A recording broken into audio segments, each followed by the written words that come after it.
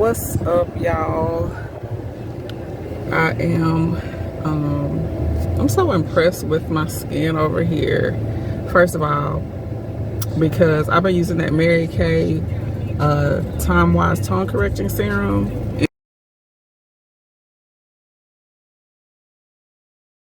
and it is doing wonders for my hyperpigmentation. But anyway, I was gonna take y'all with me to run errands because I wanted to talk to y'all.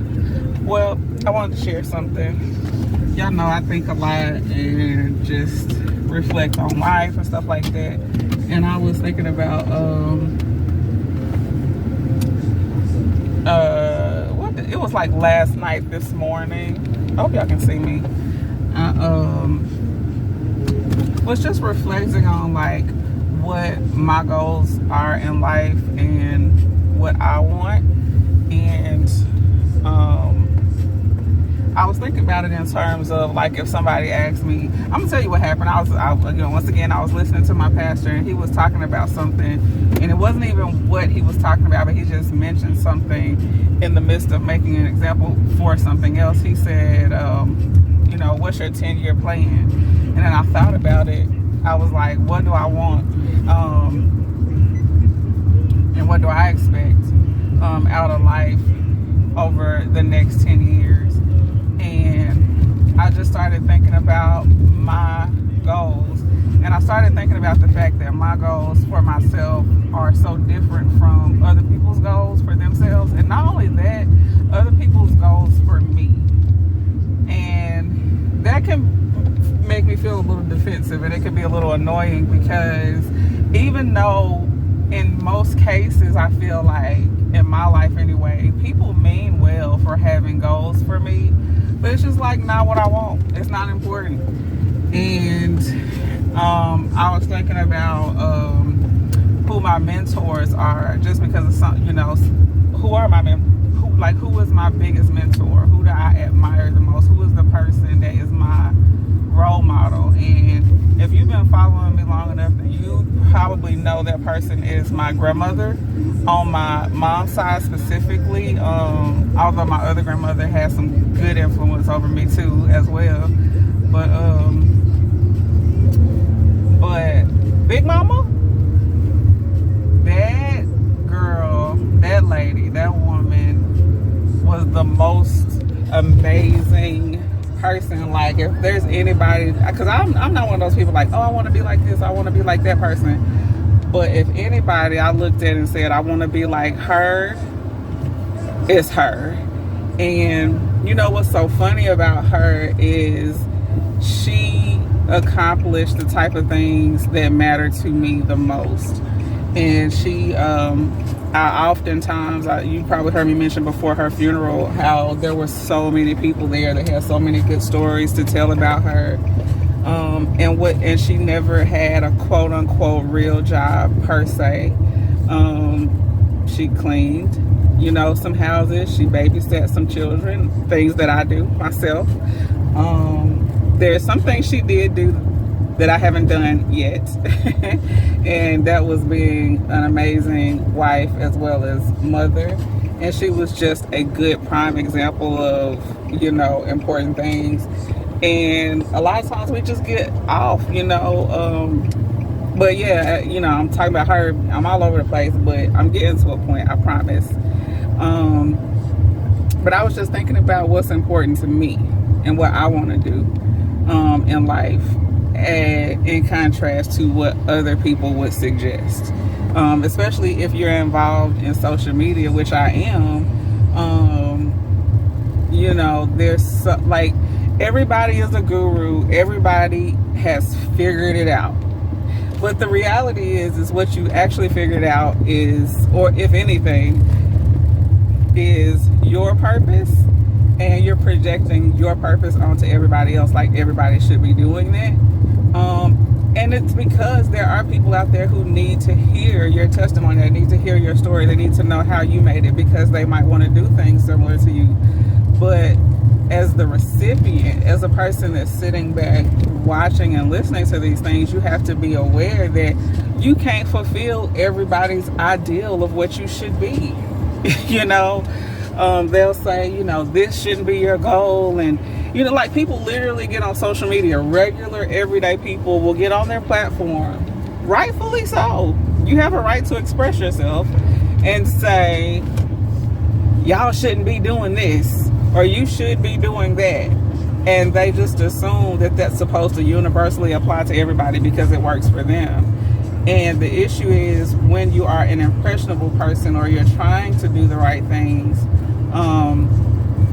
sometimes you'll really like fall into that trap of trying to be something else outside of what you actually want. And with that being said, let me try to get back to what I was talking about. I was thinking about my goals and my desires and what I want to do, what I would like to see happen in my life in the next 5 years, 10 years. And I was like, man, I want to do this and I want to do that. And I don't know why the thought occurred to me of like, you know, first of all, how I'm doing so many things that are outside of that. And I think doing things outside of my tunnel vision goal can help prepare me for my ultimate, you know, what I call tunnel vision goal, my focus, my main thing. But also I thought about my vision board, which is so funny because I always say I don't pay enough attention to my vision board.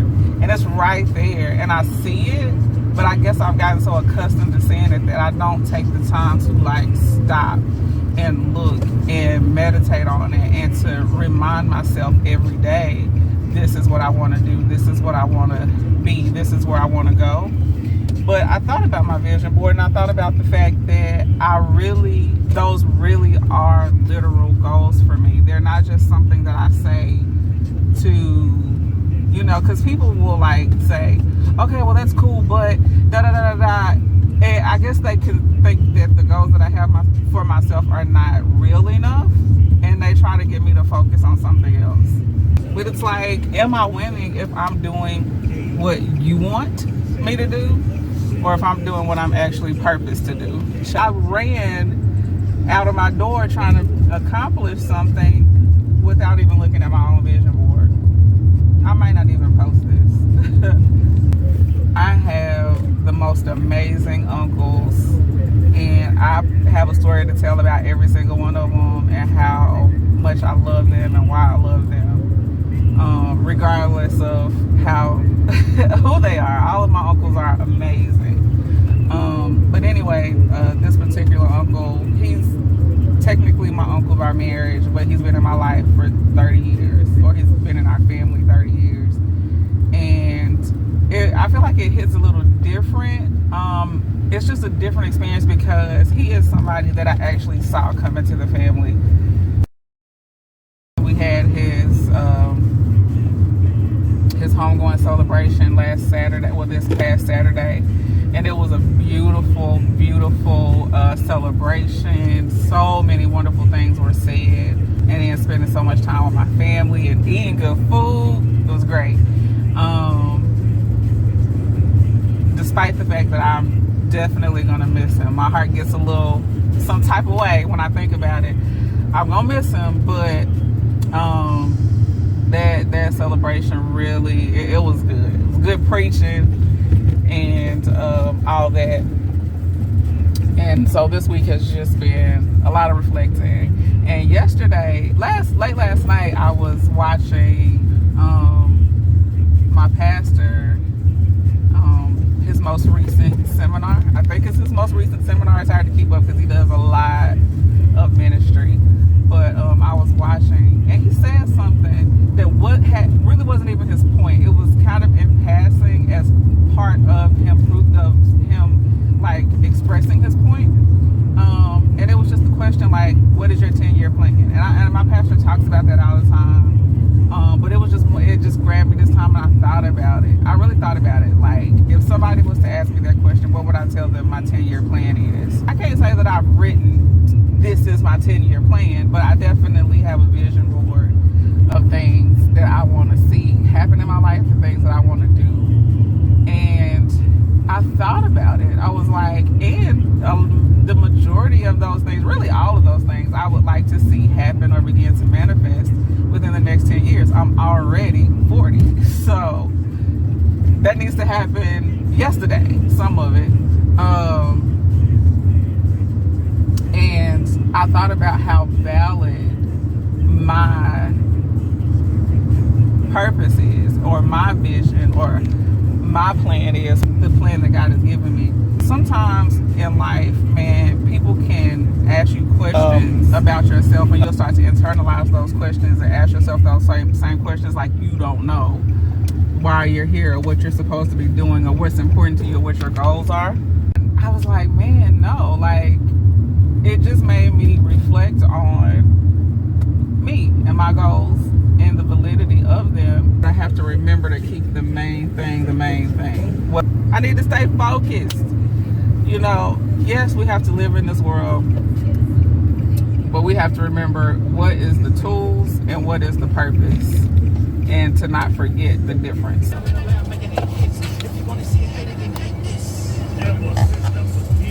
The cornbread was not clickbait.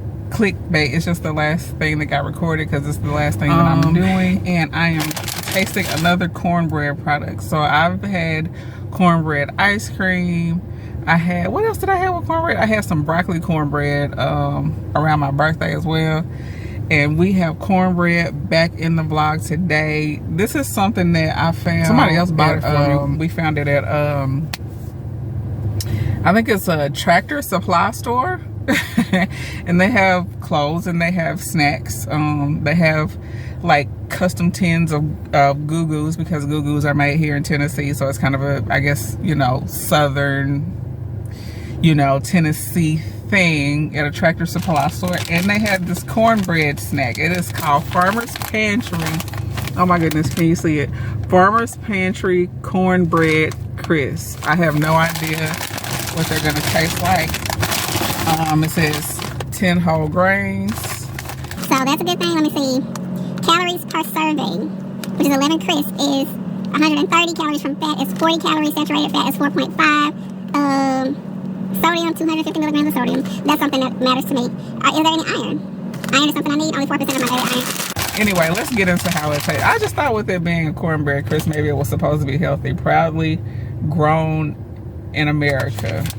You see how it says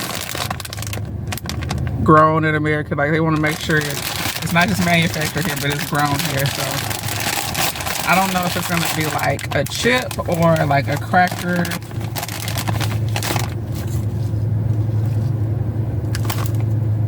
It smells kind of like toasted marshmallows to me for some reason. This is what it looks like. It looks like a cracker type situation.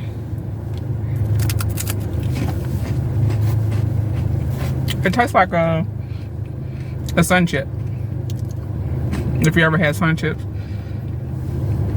With a slightly more flaky texture. And it finishes kind of like cornbread batter once you chew it up and it gets all the going. It's not bad. I don't know how much it cost. It's actually pretty darn good. I would give it, and it might just be because I like cornbread, but I would give it probably a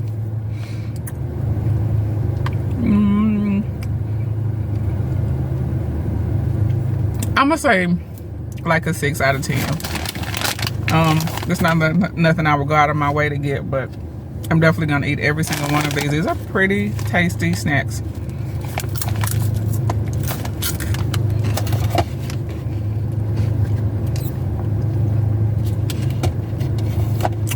Like, comment, subscribe, share. Peace.